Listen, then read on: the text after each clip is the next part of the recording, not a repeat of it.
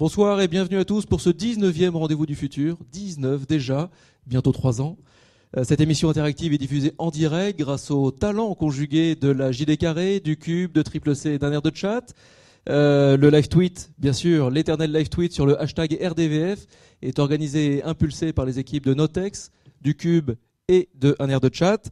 Nous reviendrons évidemment sur le traditionnel point tweet, le tweet point avec Gaillané en toute fin d'émission, comme c'est devenu une tradition, l'occasion de revenir sur ce qu'il s'est dit pendant une heure, de revenir sur vos questions, de revenir sur vos interpellations.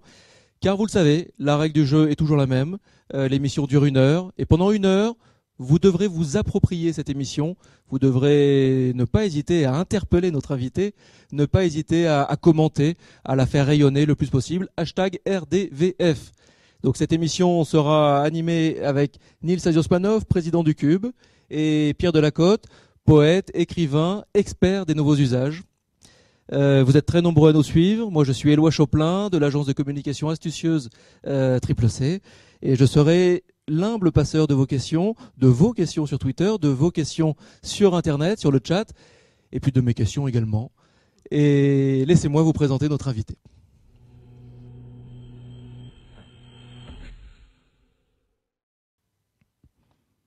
Alors Mercedes Serra, vous êtes l'une des fondatrices d'un des groupes de communication les plus importants, BETC. Les gens vous connaissent entre autres pour vos prises de position dans la cause féminine, initiatrice du Women's Forum for the Economy and Society, dont l'objectif est de permettre l'expression d'une parole féminine sur les problématiques du monde, un petit peu partout. Soutien de l'association Ni Pute Ni Soumise et membre du conseil d'administration de Force Femmes qui se mobilise pour l'emploi des femmes de plus de 45 ans. Vous êtes engagé dans la Fondation Elle, dans l'UNICEF. On a toujours peur quand on fait cet exercice d'oublier d'autres mandats, d'autres fonctions. Donc je fais juste un petit résumé. Évidemment, on connaît vos questionnements sur la création publicitaire, vos réflexions sur la communication, sur la beauté dans nos sociétés actuelles, sur la place de la beauté. On connaît beaucoup moins la professeure de lettres, l'ancienne professeure de lettres.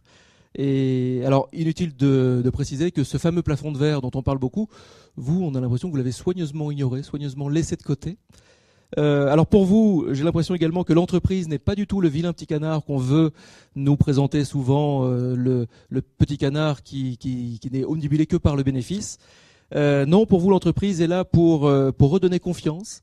Pour vous, les consommateurs veulent acheter des produits à des marques qui ont un bon comportement. Nous sommes donc au début de l'émission. L'émission va rapidement m'échapper car Nils et Pierre ont un tas de questions. Donc j'ai le privilège, puisque j'ai la parole, j'ai le privilège de la première question. Une question qui rebondit, vous allez voir, sur l'actualité évidemment.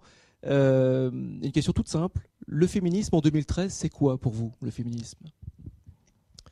C'est quelque chose qui doit être, je dis bien doit, être très actuel parce que c'est pas réglé.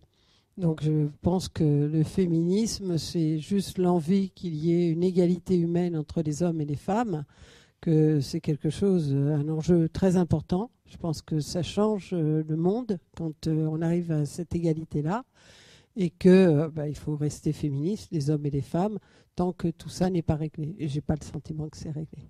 C'est pas un gros mot, féminisme. Pour moi, c'est pas du tout un gros mot parce que c'est pas un gros mot que de vouloir l'égalité humaine. Hein. Ça me paraît pas un gros mot.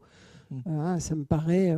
Et d'ailleurs, je suis toujours étonnée que les filles, les femmes françaises aient peur de ce mot à ce point-là. Je crois qu'il faut pas en avoir peur. Ça consiste pas à vouloir du mal aux garçons. Ça consiste à vouloir du bien aux hommes et aux femmes. Nils, président du Cube, je vous laisse la parole. Alors bonsoir Mercedes Serra, merci beaucoup Bonsoir. d'être avec nous.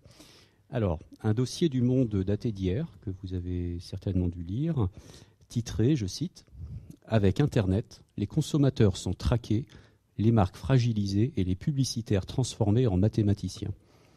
Alors je vais vous demander si vous sentez l'âme plus mateuse ces temps-ci, et plus sérieusement, si vous ne pensez pas qu'en voulant toujours être plus proche du consommateur, la publicité ne vend finalement pas son âme aux robots, aux algorithmes, aux maths. Alors, non, moi je me sens pas totalement mateuse, mais bon, je pense que d'abord c'est une partie de la communication, c'est-à-dire ce dont on est en train de parler, c'est toute la partie d'analyse des bases de données sur laquelle depuis toujours on sait que, ben oui, on construit par la volonté de connaître des gens de façon très précise et de leur adresser des messages très précis. On a besoin, en effet, de mathématiques, on a besoin de statisticiens pour nous aider à faire ça.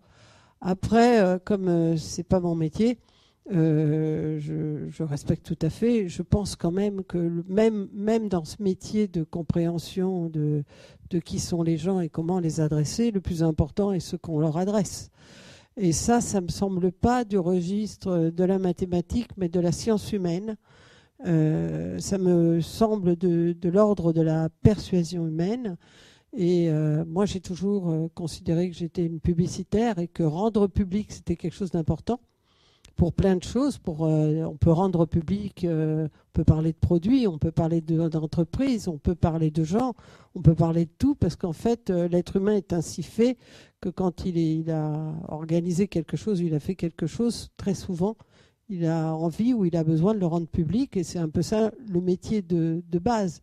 Et pour rendre public et pour modifier quelqu'un, le persuader que ce qu'on fait a un intérêt, eh bien, on passe beaucoup de temps à chercher ce qu'on peut lui dire d'intéressant, ce qui peut le toucher, et ça me ressemble vraiment du ressort de la science humaine.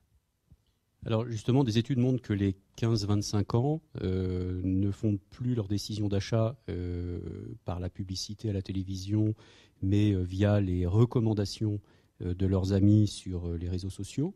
Samsung annonce donc d'ailleurs une future télécommande avec le bouton recommandation sur la télécommande de la future télé connectée.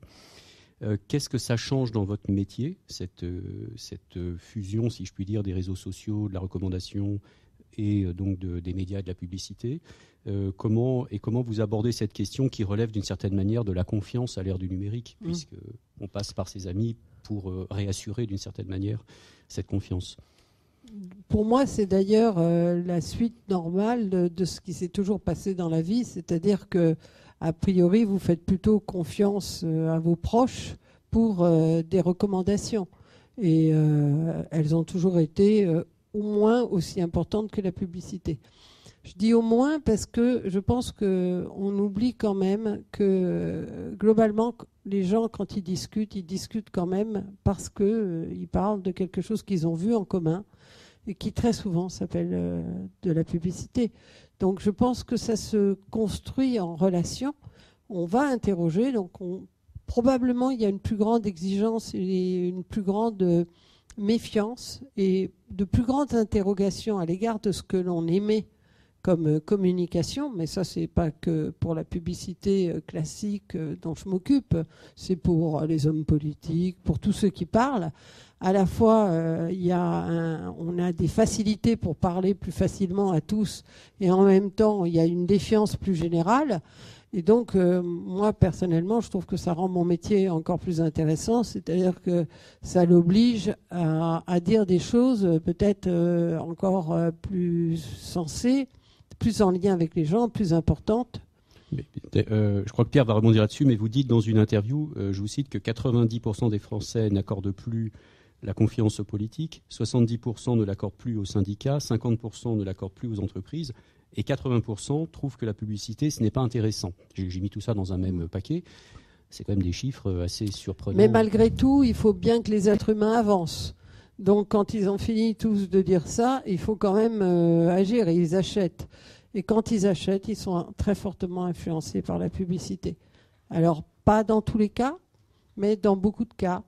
Et on sait par exemple que lancer un produit sans communication ne fonctionne pas ou fonctionne très peu.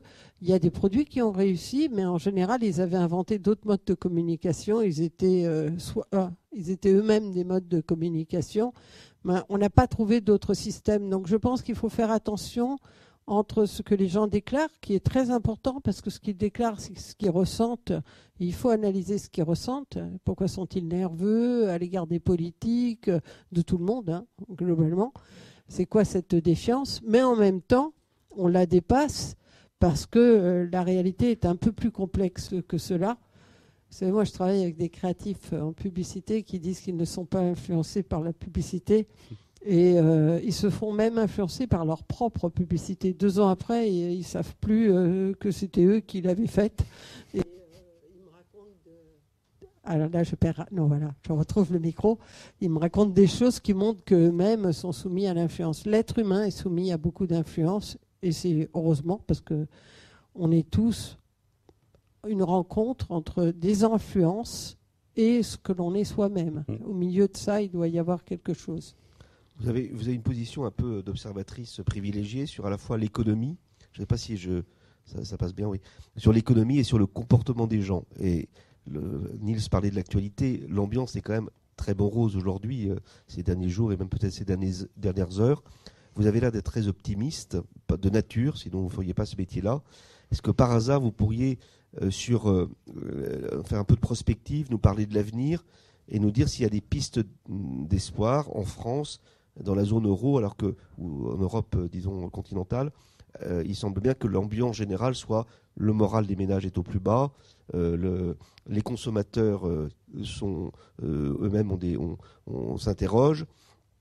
Est-ce que vous avez des pistes d'espoir sur un rebond possible de notre avenir en tant qu'économie et que société ?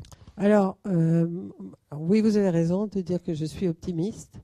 Optimiste, ça veut dire qu'on croit que on est un peu responsable de la situation qui est là et que si les gens n'ont pas la forme, sont inquiets, on est un peu responsable de tout ça. Alors quand je dis on est un peu, je prends qu'une toute petite partie, mais quand même, c'est-à-dire que je pense que ce qu'on leur raconte, ce qu'on leur dit, la façon dont on leur fait l'école, la façon dont on se met en situation, est quand même un récit qui n'est pas extrêmement positif.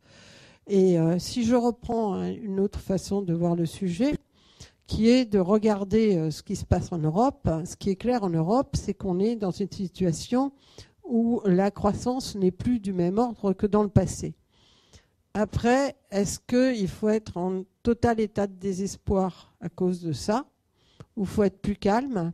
Ça dépend de la façon dont on parle. Moi, ce que je sais, c'est que quand j'écoute les consommateurs, quand j'écoute les gens, et quand je les écoute bien, ils sont moins désespérés que ce qu'ils disent. C'est-à-dire, par exemple, ils pensent que la crise a eu des bons côtés. Et par exemple, les bons côtés dont ils parlent, ce sont la considération que finalement, consommer sans arrêt, c'était peut-être pas la chose la plus intelligente du monde, que consommer jusqu'à l'excès et puis abîmer un peu la planète, c'était pas génial. Donc certains, et ils sont nombreux, ont tendance à penser que cette crise, elle a sévi parce qu'il y avait des choses qu'on avait fait dans une logique qui n'était peut-être pas la bonne. Donc je pense que oui, on est dans des périodes qui changent un tout petit peu en termes de croissance. L'équilibre du monde ne se fait pas de la même façon. On a des pays qui souffraient, qui étaient sous des seuils de pauvreté qui sont en train de se développer de façon incroyable. On pourrait dire qu'on devrait être optimiste pour ça, c'est quand même assez formidable. Là, on est inquiet parce que nous, on baisse un peu. Voilà. Et d'autres gens me disaient aujourd'hui, pas plus loin qu'aujourd'hui, j'ai rencontré un client qui vit en Italie et qui me disait en France, vous ne savez pas ce que c'est la crise. Vous rêvez là, vous n'êtes pas en crise. Alors, il faut être pudique et faire attention avec ça, parce que quand on a une montée du chômage, il y a des gens qui se sentent en crise. Quand ils ne trouvent plus de travail, ils se sentent en crise. Ce que je veux dire, c'est qu'on est juste en train de raconter tout ça d'une certaine façon. Et je pense que la crise, c'est aussi une vision qu'on a à l'égard de soi-même. On sait par exemple qu'en France, au moment où le pouvoir d'achat continuait à monter, on avait vis-à-vis de la vision de notre propre pays, une vision extraordinairement pessimiste.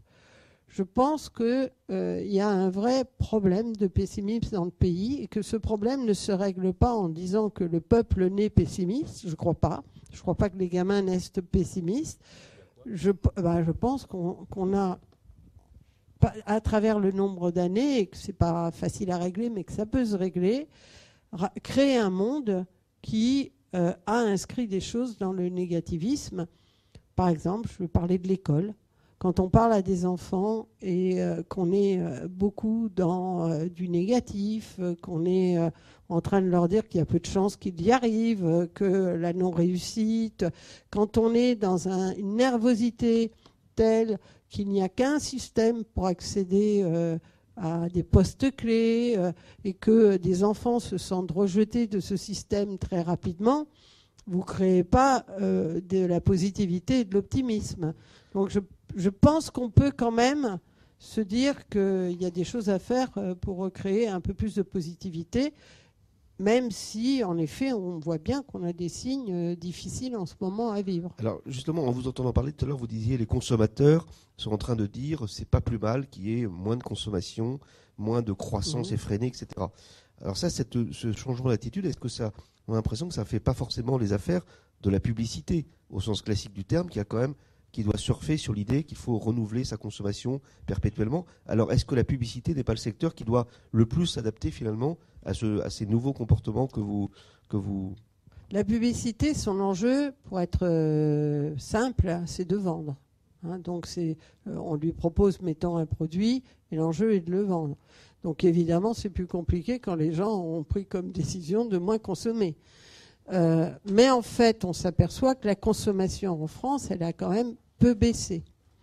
Donc, ça signifie que pour consommer, il va falloir travailler d'autres types d'arguments, plus peut-être fondamentaux, que ce que l'on avait précédemment. Ça ne veut pas dire qu'il n'y aura pas de consommation. De quel type d'argument totalement nouveau ? Je vous donne un exemple. Quand vous étiez dans la grande période où la consommation représentait une valeur, ce n'était pas ridicule non plus que la consommation représente une valeur.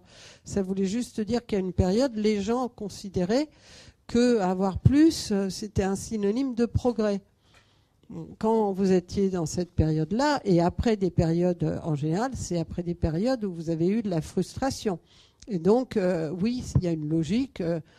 Quand vous ouvrez les portes de la consommation, ils ont le sentiment qu'ils progressent. Et ils n'ont pas que le sentiment. Vous parlez même de spiritualité de la consommation, si je me rappelle bien. De toute façon, je parle de sens de la consommation. Je sais pas si je ne vais pas jusqu'au mot spiritualité, mais je parle de sens de la consommation.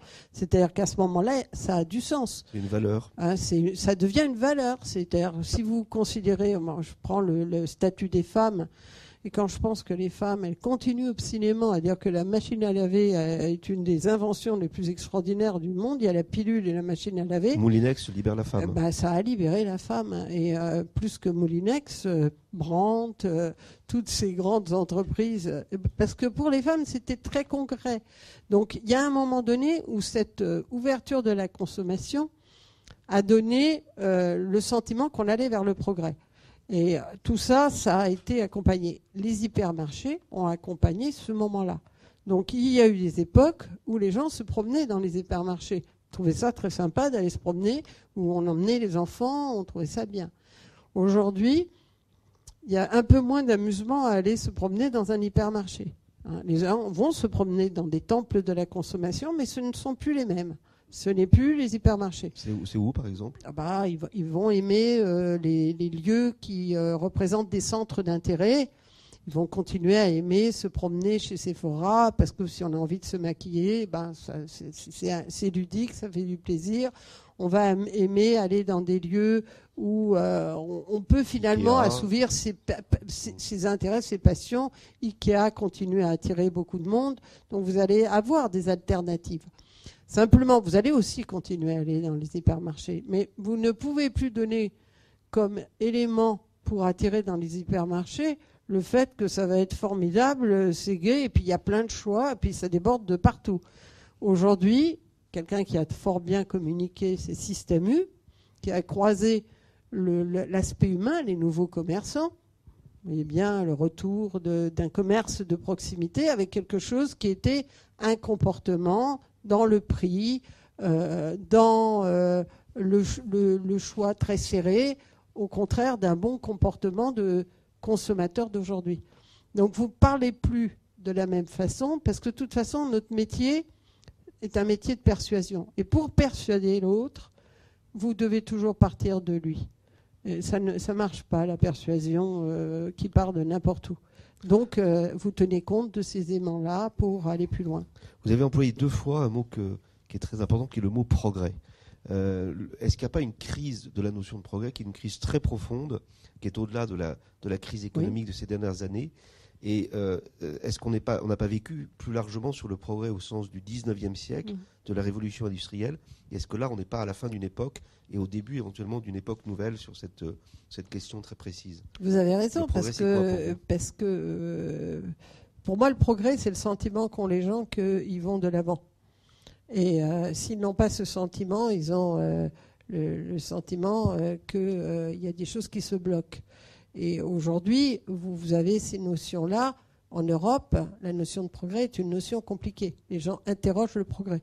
C'était plus simple quand vous l'avez relié à la consommation. Ils avaient l'impression qu'ils auraient un peu plus et que dans cet avoir un peu plus, ça leur ferait du bien. Et ils pensaient que leur enfant aurait un peu plus et que ça leur ferait du bien. Là, pas qu'ils disent que non seulement ça leur fait pas du bien, mais j'expliquais tout à l'heure, et ça faisait sourire gens qui étaient autour de moi, qu'un de mes fils, c'est un 1 à 16. C'est-à-dire qu'il ne veut rien. Il ne prend rien, il veut rien, il a besoin de rien. Je ne sais pas quoi lui acheter pour son anniversaire. Mais il est heureux quand même. Je pense que dans son idée du bonheur, il y a la séparation avec l'acte de la consommation. C'est très passionnant. C'est extraordinaire qu'une publicitaire réussisse à créer des êtres pareils. Il est loin d'être le seul d'ailleurs. Et bien sûr, on poursuivra et on abordera peut-être la sobriété heureuse du coup. On l'abordera après, mais je vous propose une première chronique, une chronique avec Alexis Botaïa. Alexis Botaïa, c'est un journaliste défricheur, il expérimente le futur, il l'expérimente avec une vision résolument positive.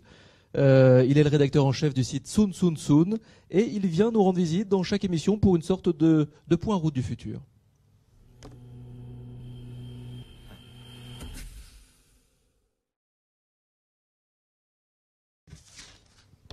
Alexis, bonsoir. Bonsoir. Alors demain, dans le futur, point route du futur, je ne sais pas si on sera tous des ascètes, mais on va déjà essayer de voir comment... pourquoi j'ai choisi le thème de l'échec aujourd'hui, c'est que j'ai préparé, j'ai cogité pour revenir aujourd'hui.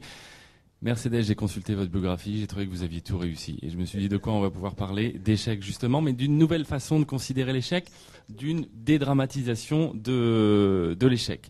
Donc je voulais vous présenter la première chose, peut-être la première étape dans la dédramatisation de l'échec, qui est la FailCon, voilà, qui a été organisée la première à San Francisco en 2009 et qui a débarqué en 2011 grâce à Microsoft en France, qui est en train de s'étendre en Allemagne, à Singapour et bientôt à Londres, à Stockholm et à Rome. Le principe, c'est quoi? C'est des entrepreneurs, des start-upers qui ont échoué, qui se sont complètement plantés et qui viennent avouer leurs échecs en public et surtout pour le dédramatiser. Il y a ensuite des ateliers. Ils ont sur le principe d'un TED 10 minutes chacun pour présenter leur échec, les leçons qu'ils en ont tirées et évidemment partager ça avec les autres entrepreneurs présents à la conférence.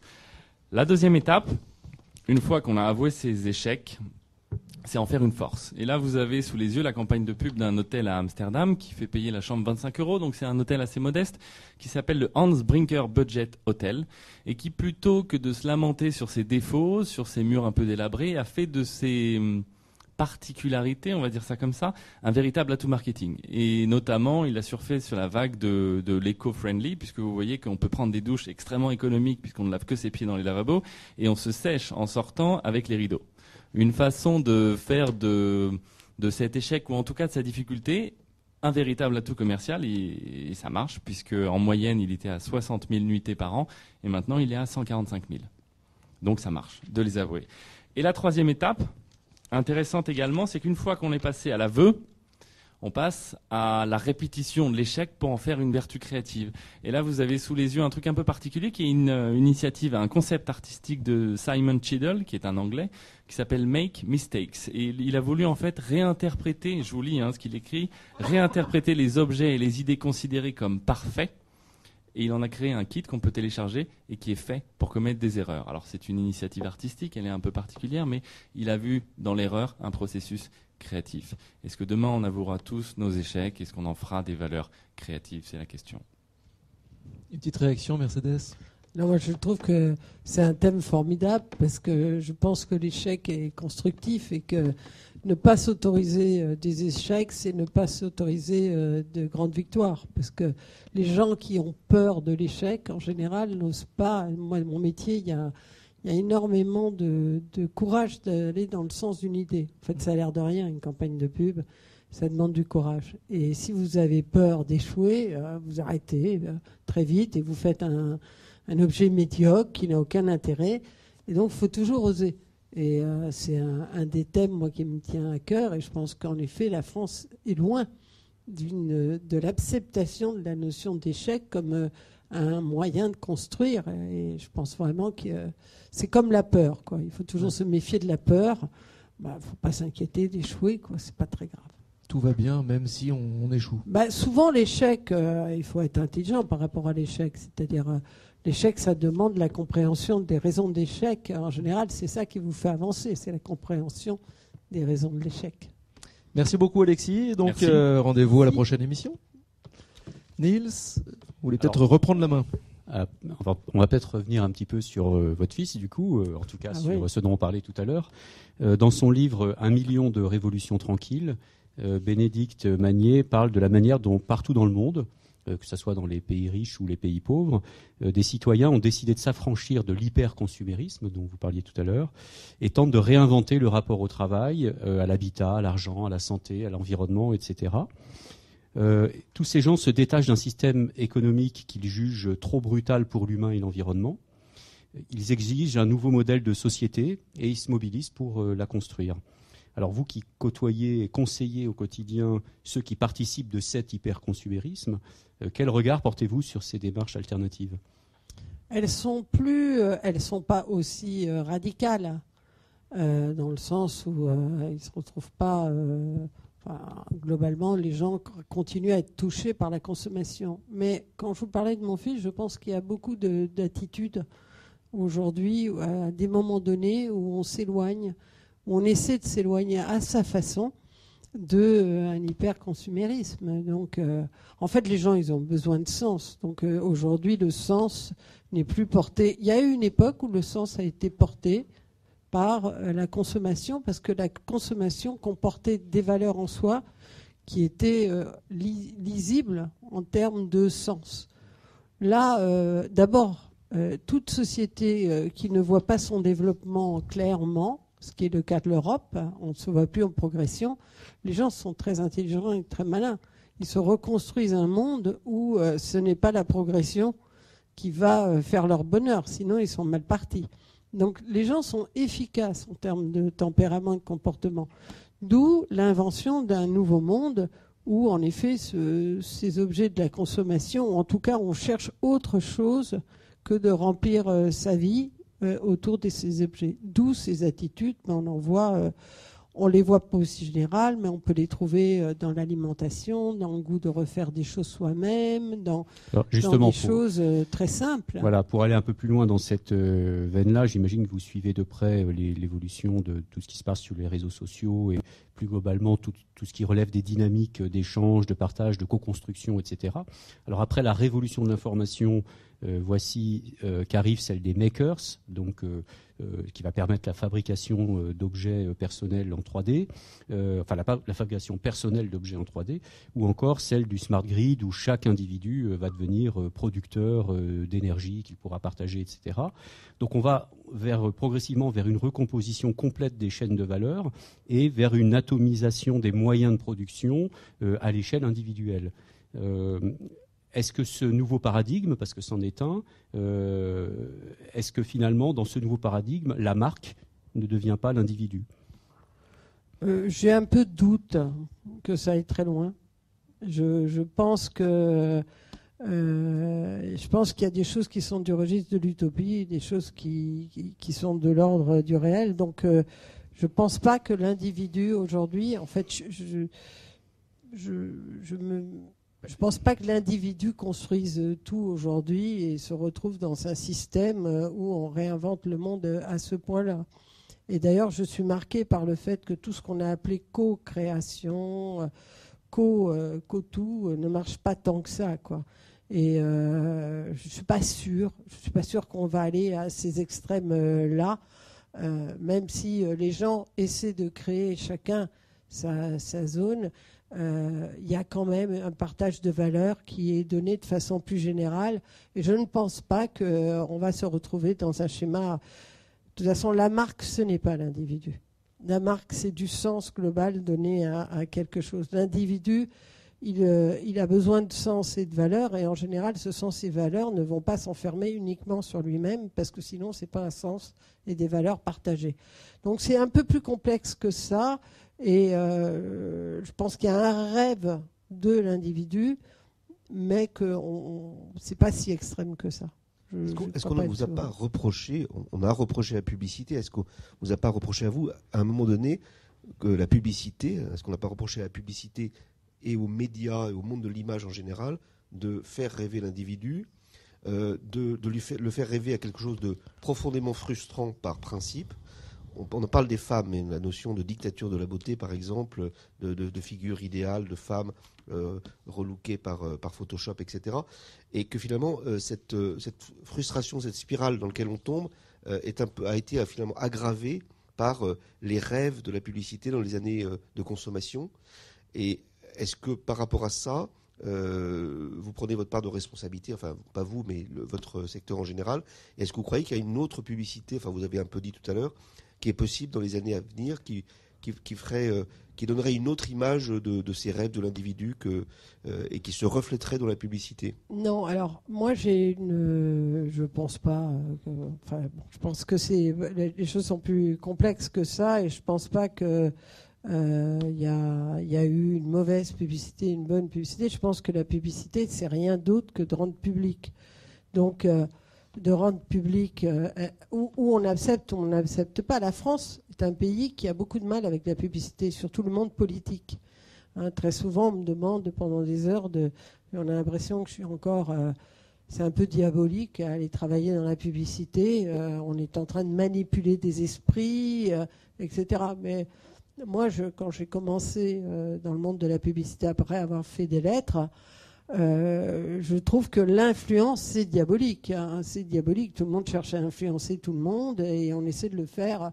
Mais en même temps, je pense que la vie, à partir du moment où on accepte de ne pas être dans un monde de propagande, mais qu'on accepte d'être dans un monde de publicité, moi j'ai accepté ce monde de l'entreprise où pour avoir du succès, il faut parler son produit.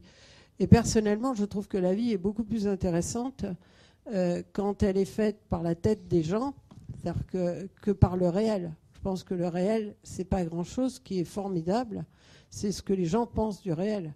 Et donc, quand on dit la publicité, elle a créé des envies, oui, sa fonction, c'est de créer des envies. Donc, elle a créé des envies. Je ne crois pas du tout qu'elle crée des envies à l'envers de ce que veulent les gens. Je pense que quand les gens ne sont pas d'accord, elle ne crée pas. Je la vois moins, je la vois persuasive, mais pas manipulatrice, tout simplement parce que la manipulation, c'est un peu la manipulation. Quand je cherche à vous faire avoir mon avis, on peut me dire que je vous manipule. Moi, je pense que c'est la conversation de la vie.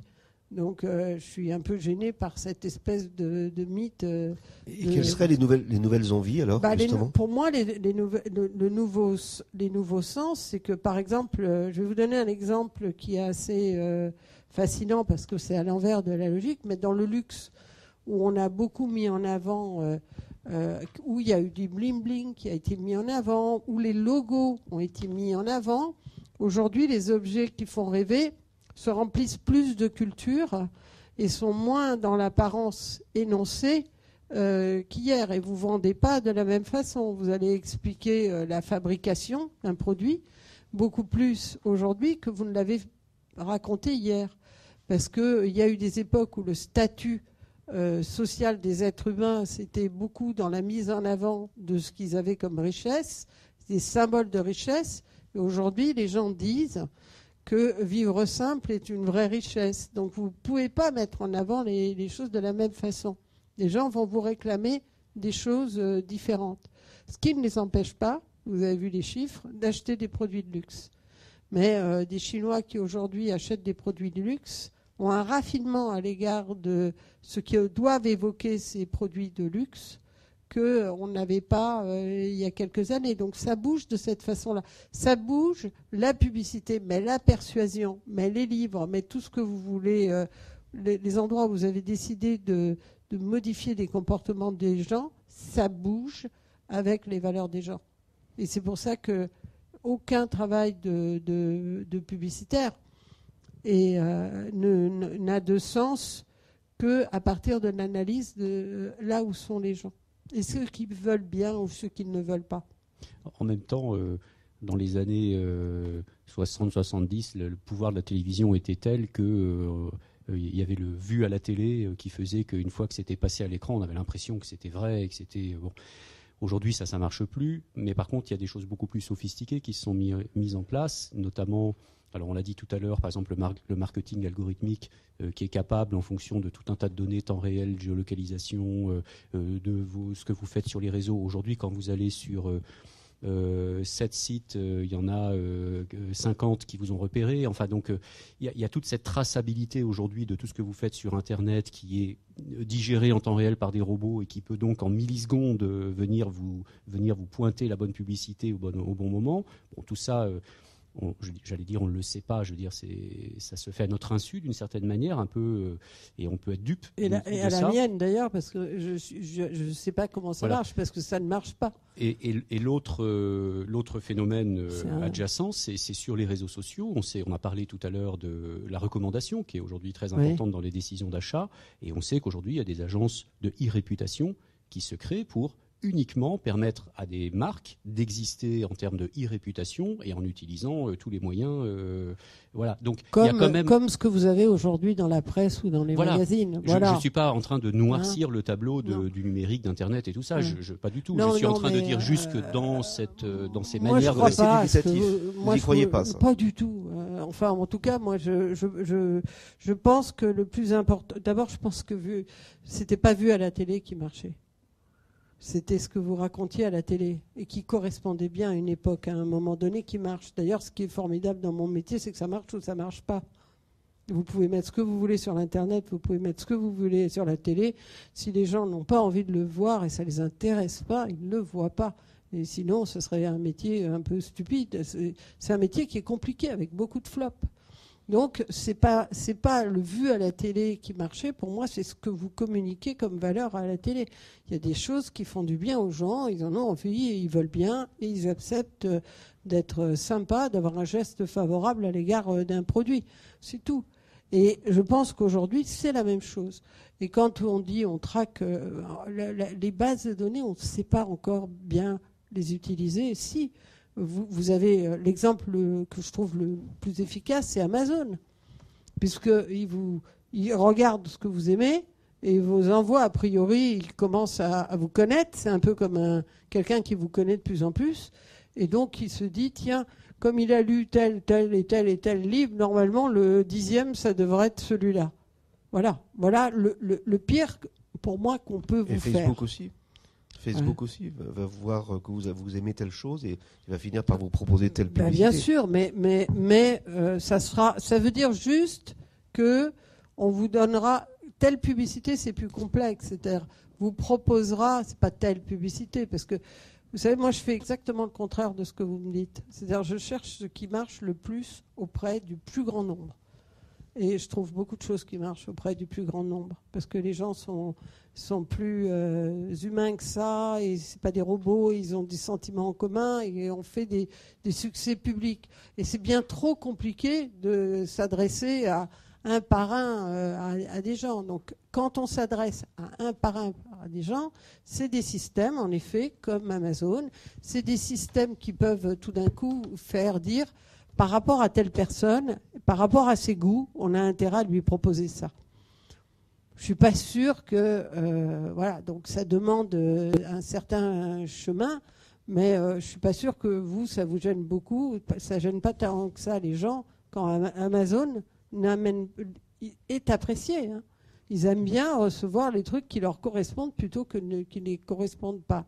Mais ce que je veux dire, c'est que globalement, par exemple, si vous me dites dans mon métier de tous les jours, moi, je passe ma vie à faire le contraire, c'est-à-dire à me dire, Comment je présente telle chose pour qu'elle soit intéressante, sachant ce qu'elle est. Parce que les gens sont très logiques, très rigoureux. Vous ne pouvez pas leur dire n'importe quoi. Sachant ce qu'elle est, sachant la façon dont elle est perçue, comment je la présente. Voilà. Est-ce qu'ils sont plus rigoureux qu'autrefois ? Je vais juste vous interrompre pour la petite chronique résonance. Je suis le maître du temps après tout. Nous avons une petite chronique dans chaque émission, la chronique résonance. C'est-à-dire que nous revenons sur la précédente émission, on extrait une petite pastille, on vous la montre et on vous fait réagir. On attend votre retour. On a reçu la dernière fois François Tadei, le chercheur François Tadei, et on a notamment abordé avec lui les parcours d'excellence. Donc là, on revient dans une carrière que vous avez touchée de près. Professeur, l'université, les parcours d'excellence. On regarde ça et on en parle juste après.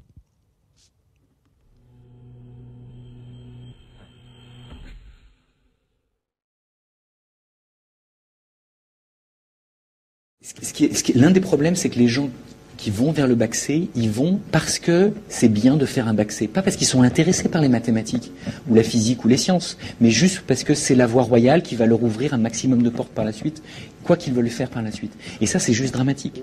Et donc, pour le coup, ils ne font pas les choses par plaisir, ils le font parce qu'ils se sont obligés de les faire. Et donc, après, résultat, en fait, ils aiment moins les maths que s'ils n'en avaient pas fait, si on ne les avait pas obligés à les faire.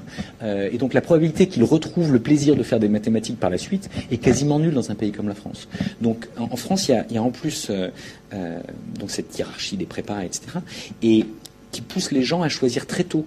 On ne peut pas prendre une année sabbatique après son baccalauréat pour réfléchir à ce qu'on veut faire dans la vie.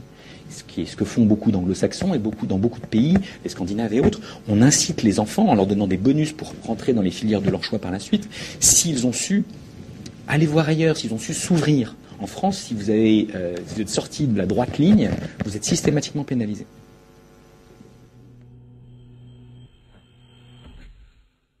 Donc on l'a vu avec François Tadei, les parcours d'excellence et cette situation de stress dans lequel on met très vite les jeunes. Qu'est-ce que ça vous évoque, vous ? J'entends tout à fait ce qu'il dit. Et pour moi, l'éducation, c'est un des enjeux les plus importants. Et c'est un des lieux qu'il faut modifier le plus rapidement, sachant que ça a l'air difficile à modifier. Mais qu'il y a un vrai enjeu, parce qu'en effet, on est dans des schémas très écrits, où on oblige des gens à faire des choses pour lesquelles ils ne sont pas faits, en décrétant qu'on en a besoin. Et je comprends très bien ce qu'il dit lorsqu'il dit qu'en mathématiques, ça a été particulièrement vigoureux, puisqu'on a réussi à mettre en maths des gens qui n'aimaient pas les maths, et à perdre du coup l'envie. On a besoin de gens qui aiment les maths en maths, quoi. Et on a besoin de gens qui aiment les autres choses ailleurs. Et qu'on a créé une voie royale qui est une fausse voie royale, parce que non, on n'a pas besoin de la mathématique tous les jours. Il faut oublier, il faut arrêter ça. De toute façon, on ne s'est pas posé le problème comme il faut. C'est-à-dire que pour moi, quand vous rentrez à l'école, le minimum, enfin la seule chose qu'on ait à faire, c'est de réfléchir à quelle route on va créer aux enfants, et non pas à comment on va créer un système incroyable, unique, qui amène quelques enfants à un endroit. Donc se pose aujourd'hui en France le problème de l'université, énorme problème où il faut absolument revaloriser cette université française, parce qu'elle prend plus de gens en compte. Donc on a besoin de prendre beaucoup de gens en compte, mais on a aussi besoin d'inventer des parcours différents à des gamins qui ne sont pas bien quand ils sont en collège, en terminale ou je ne sais pas trop quoi, qui s'embêtent comme c'est pas possible, parce qu'il y a d'autres parcours. Et tout ça, moi, ça m'amène à penser une chose toute simple, c'est qu'il y a tellement de modes d'intelligence. C'est incroyable. Moi, à l'agence, parfois je me dis, mais lui, il n'a pas fait d'études, mais comme il est marrant, là, comment il trouve le truc, là, mais il trouve des choses d'une certaine façon. Puis il y a des gens qui ont fait des formidables études et qui trouvent des choses d'une autre façon. Mais on ne peut pas créer un monde avec simplement un certain type d'intelligence. Il faut autoriser tous les types d'intelligence. Et deuxièmement, je pense qu'il faut absolument avoir une attitude d'extraordinaire générosité avec les enfants. Moi, je suis encore choquée. J'ai 5 garçons. S'ils n'étaient pas dans un milieu aisé, mais j'en ai la moitié au moins, pour ne pas dire 3 sur 5, qu'on aurait abandonné au bord d'un chemin parce qu'on disait il n'est pas bon pour, etc. Mais de quel droit ? hein. Des enfants, ils sont tous bons pour quelque chose, quoi. Donc, à tel point qu'on a oublié, du coup, de leur apprendre à lire et qu'on s'est débrouillé aujourd'hui. On a des grands problèmes de niveau moyen de gens qu'on a laissés sur la route. Et je pense que là, il y a un vrai problème, un vrai enjeu. C'est Einstein qui disait tous les êtres sont créatifs, mais demandez à un poisson de monter un arbre, il aura des problèmes. Bien sûr. Et en tout cas, on peut pas partir. En plus, il y a une telle dévalorisation de tout en France. C'est-à-dire que toutes les autres voies sont dévalorisées. Moi, je me souviens d'un moment, en 4e ou en 3e, où je reçois un mot des professeurs qui disent si vos enfants ont des difficultés, il ne faut pas qu'ils hésitent à venir voir les métiers annexes, etc. Déjà, la phrase « si vos enfants ont des difficultés », comment voulez-vous que les enfants aient envie d'être considérés? On n'a pas envie d'être menuisier parce qu'on a des difficultés. On a envie d'être menuisier parce qu'on a envie d'être menuisier. Un jour, je déjeunais avec Pierre Hermé, et ce monsieur a une culture encyclopédique littéraire. Et donc, je me suis dit, mais qu'est-ce qu'il a fait comme étude? Donc, il m'a dit, j'ai fait l'apprentissage, pâtissier, c'était super et tout. J'avais l'impression que ce monsieur qui avait fait l'apprentissage de pâtisserie avait appris la moitié du monde, parce que de n'importe où on est bien, on peut apprendre beaucoup de choses dans le monde. Et ce qu'il faut déclencher chez les enfants, c'est l'envie d'apprendre. Et on est en train de faire exactement le contraire. Ils ont de moins en moins envie d'apprendre. Donc tout ça, ça me paraît des enjeux très importants pour nous. Redonner le goût d'apprendre, apprendre à apprendre. Trouver des chemins pour chacun, considérer qu'est-ce qu'il est minimal de donner à chacun et le donner. C'est-à-dire tout le monde doit pouvoir apprendre à lire, arrêtons, hein, tout le monde y arrive. On peut apprendre ça. On a compliqué les chemins d'orthographe, de tout. On a beaucoup compliqué les chemins. C'est difficile pour les enfants et on peut pas considérer que ça, c'est pas un devoir du pays de donner cette formation de base. Et après cette formation de base, je vous rappelle que ça a beaucoup changé, puisque quand on donnait le certificat d'études, on donnait un diplôme qui avait une valeur, donc, et qui était important. Donc je pense qu'il faut retrouver des maillons importants et qu'ensuite, il faut valoriser les multitudes d'intelligences. Ça fera du bien à ceux qui ne sont pas valorisés et à ceux qui sont trop valorisés. Parce qu'à l'envers, on valorise certains types d'intelligence qui ne sont pas des indicateurs de réussite pour la suite. Donc, comment on équilibre tout ça ? Je vous rappelle que vous pouvez participer, vous approprier cette émission, la propager, la faire rayonner. Bref, le hashtag RDVF est à vous. Posez vos questions également à notre invité sur le chat et sur Twitter, bien sûr. J'ai une petite question, une question clin d'œil, une question de Bourgault. Qu'est-ce que pour vous réussir sa vie ? Réussir sa vie, c'est faire ce qu'on a envie, quoi. C'est avoir la chance de faire ce qu'on a envie de faire. De tomber là, ce pourquoi on est un peu fait. Je trouve que c'est une chance invraisemblable, ça. Je trouve que c'est écrit nulle part. Vous y êtes tombé par hasard, en fait ? Pas mal, parce que en fait, pas totalement par hasard, parce que je devais ressentir des choses, puisque j'étais prof de lettres. Donc, j'avais fait prof de lettres. Moi, je suis fille d'immigrés. Et dans les filles d'immigrés, il y a beaucoup de profs de lettres, parce que probablement la langue est un enjeu d'une telle importance qu'on devient des fans. Donc j'étais devenue fan du français. Moi, j'adorais ça. J'ai adoré mes études de lettres. Et quand j'ai été professeur et fonctionnaire, j'ai pas bien vécu le fonctionnariat. C'est pas pour moi. Et d'ailleurs, j'ai plein d'idées de réforme du fonctionnariat parce que je trouve ça très utile, très important, mais nécessaire à réformer. Et en tout cas, ça m'allait pas, moi. Le rythme ne m'allait pas. Et donc, parce qu'à l'époque, les littéraires, on savait pas quoi en faire. C'est-à-dire, elle pouvait être prof de lettres, mais elle pouvait pas être autre chose. Ça m'a agacée. Et j'ai passé le concours d'HEC pendant que j'étais prof. Et je l'ai eu. Donc, j'ai eu une mise à disposition et j'ai fait HEC. Mais tout ça pour pouvoir dire aux gens que je pouvais faire autre chose. Alors que je pouvais très bien faire autre chose avec mon professeur athlète, parce que c'est probablement cette formation qui m'a le plus structurée. Et donc, quand j'ai eu fini, je ne savais pas très bien si je devais revenir au professorat. J'étais quand même très littéraire, très proustienne, très ceci. Et puis, j'ai fait un stage dans la pub où j'ai expliqué au président de l'agence qu'il fallait qu'il me mette dans un stage d'analyse, d'études. Enfin, j'avais compliqué les choses pour essayer de retrouver mes merveilleuses études. Il m'avait dit, oui, enfin, on va te mettre pendant juste 3 mois au commercial, tu nous diras. J'ai trouvé ça génial.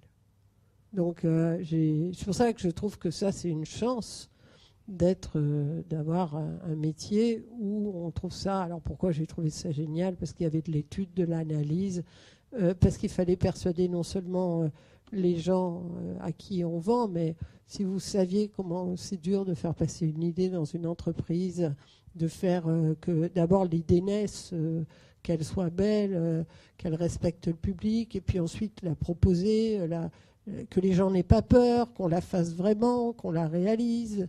C'est proustien, en fait. C'est génial. Oui, j'ai trouvé, mais Proust m'a beaucoup aidé.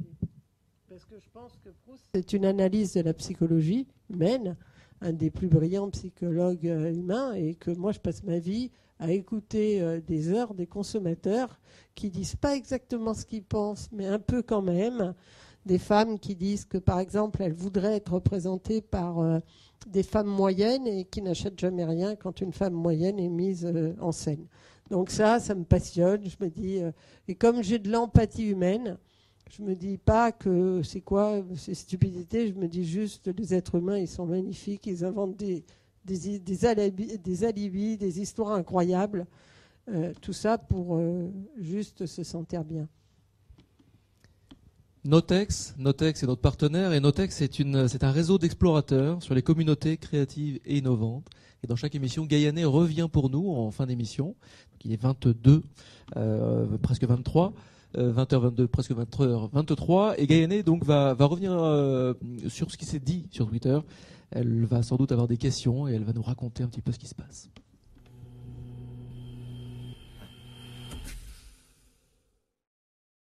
Une femme, parce que c'était pas très féministe jusqu'à présent. Voilà, là on redresse un tout petit peu la barre. Gaïané, bonsoir. Alors qu'est-ce qu'il s'est dit sur Twitter ce soir? Alors bonsoir. Sur Twitter, on a pas mal rebondi sur vos propos, sur le luxe, le mouvement des makers aussi, où du coup il y avait un petit peu de débat parce qu'il y en a quand même qui sont convaincus que ça va marcher, et sur la consommation. Donc c'était un petit peu les 3 points qui revenaient. Pas beaucoup de questions finalement, mais moi j'en avais une du coup, j'en profite. Comment, dans le mouvement quand même de la consommation collaborative, j'ai envie de vous demander un petit peu comment vous voyez la position de la publicité et comment elle peut s'insérer, comment les deux peuvent éventuellement cohabiter.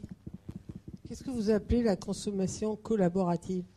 Alors du coup, c'est donc un mouvement qui est en train d'émerger, qu'on observe. On a eu dans un des derniers rendez-vous du futur Tan Nguyen qui nous a parlé de ça. L'idée, c'est essayer de partager le plus possible les biens et pas seulement consommer qu'une seule fois. Donc voilà. Oui, c'est ce que vous appelez. Il y a beaucoup de formes de cet ordre-là. Moi, je pense que l'enjeu de la consommation, nous, qu'est-ce qu'on fait quand on fait de la publicité? On fait qu'il y ait des entreprises qui puissent... le problème aujourd'hui en France, c'est, je sais pas, quand Peugeot a des soucis, c'est qu'ils ne vendent pas assez de voitures. Donc, c'est pas très grave de ne pas vendre assez de voitures, sauf que derrière, il y a les emplois. En tout cas, il faut décider de comment on crée le travail. Donc, moi, c'est ça d'ailleurs que j'adore dans les entreprises. Je pense que c'est le fait qu'elles créent du travail.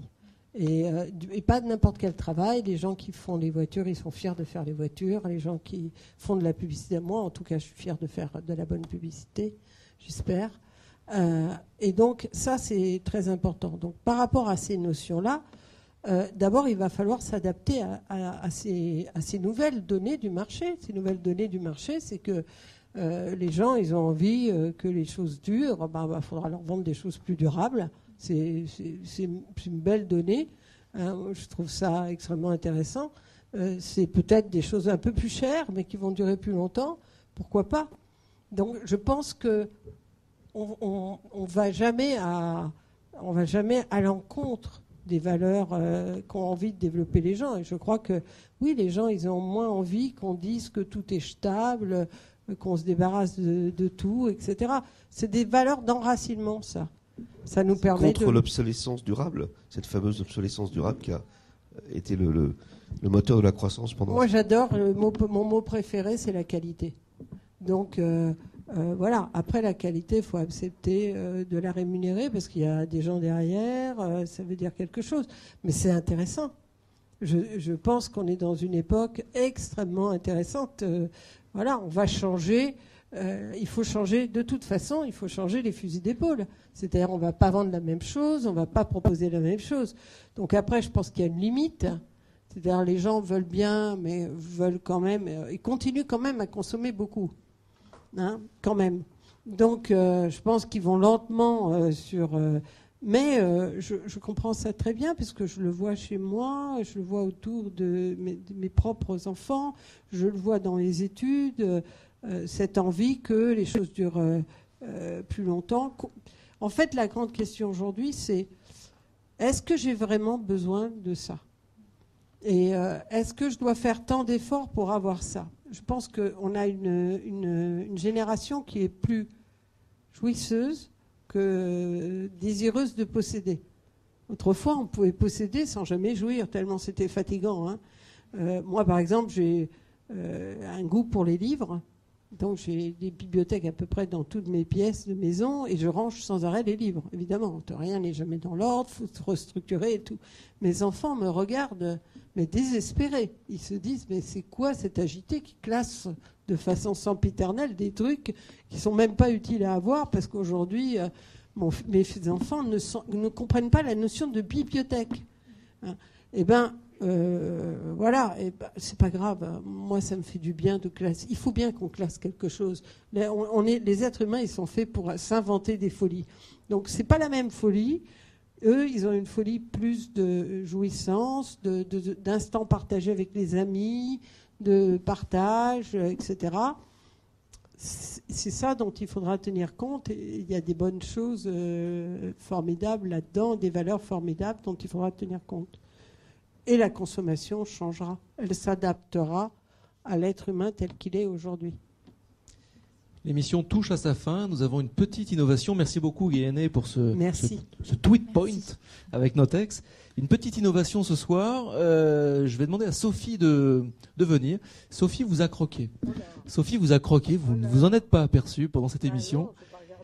Elle était ici au Cube, dans le public, et elle vous a croqué. Donc nous allons montrer à la caméra le croquis, le dessin. Alors oui, bien sûr, elle va vous le montrer. Sophie, asseyez-vous, Sophie. C'est joli, en tout cas. Moi, je trouve que c'est super joli. Hein. Je trouve qu'elle croque avec beaucoup de tendresse. Jérémy, est-ce qu'on peut montrer le croquage, le croquis ? Je vous le montre. La croquation. Regardez, moi, je trouve que c'est presque plus joli en croquis. C'est la force des images, ça. C'est-à-dire, un être humain ne se voit pas tel qu'il est. Il s'imagine beaucoup mieux. Et ça, c'est bien. Il faut qu'on continue obstinément comme ça, à s'imaginer beaucoup mieux. Et pour nous, dans cette émission en direct, sur plusieurs sites, live tweeté, eh bien finalement, le dessin est une innovation. C'est encore une innovation. Le vieux crayon. Sophie, c'est un dessin qui est fait au crayon, qui est fait... Ce n'est pas numérique. Au stylo et pas numérique, pas la tablette, c'est ça qu'il faut signaler. Avec toutes mes excuses, parce que vous avez été très gentil et je pensais que les gens de la publicité étaient des requins. Je suis désolé. Ça c'est intéressant parce que ça veut dire que le mot de la fin là va être. Non, mais c'est moi je sais à quel point ce métier, surtout en France, peut faire peur. Mais il faut simplement se dire est-ce qu'on autorise ou pas les entreprises à communiquer sur leurs produits ? Si oui, ça s'appelle de la publicité. Il faut arrêter de grogner. Après, dans la publicité, vous pouvez en trouver de la très belle. Moi, j'en fais, je pense, de la très belle. Ce que j'appelle de très belle, c'est juste pour les gens. Et je pense que ça tire par le haut les entreprises, les gens, et je crois que c'est ça notre fonction. Mais de la publicité, vous savez, le monsieur qui vend ses tomates et qui dit elles sont belles, mes tomates, il en fait. Il en fait joli. Tous les gens qui croient que pardonnez-moi, mais les hommes politiques, pour faire passer de leurs idées, les cours de la façon dont je fais ma communication est parfois plus respectueuse des gens que ce qu'ils font. Et c'est fondamental de faire passer ces idées. Voilà. Moi, je pense que c'est fondamental qu'une entreprise fasse connaître ses produits, ses valeurs, et que ça tombe sur l'exigence des gens. Ça, c'est un bonheur que les gens soient exigeants et pas contents toujours, et qu'ils forcent les entreprises à mieux faire. C'est le mot de la fin. Et quel mot de la fin? Merci beaucoup Sophie. Merci. Cette émission est maintenant terminée. Merci Mercedes Serra. Merci à vous. Merci à tous ceux qui l'ont rendu possible. Au Cube, Un Air de Chat, JD Carré, Triple C. Merci à nos partenaires médias, Soon, Notex et Arte Créative. Vous avez rendez-vous le 18 avril, ici même au Cube et sur le site du Cube, lecube.com, pour une émission extraordinaire, pour le lancement de la 3e revue du Cube, me semble-t-il, cher Président. La 4e. La prochaine revue du Cube, la 4e revue du Cube, ici en direct au Cube. Et moi, je vous donne rendez-vous le 18 juin prochain pour une émission qui s'annonce exceptionnelle, puisque nous allons fêter les 3 ans de cette émission, les rendez-vous du futur. Et nous la fêterons, nous soufflerons les bougies avec vous derrière votre écran, avec vous ici, à Issy-les-Moulineaux au Cube, et avec Joël de René, notre parrain, qui reviendra 3 ans après. Et nous reviendrons du coup avec lui sur 3 ans d'émission. En attendant, on reste en contact, bien sûr, sur Facebook, Twitter, le site, partout, dans la rue, partout où vous voulez. À très bientôt. Merci. Bonne soirée.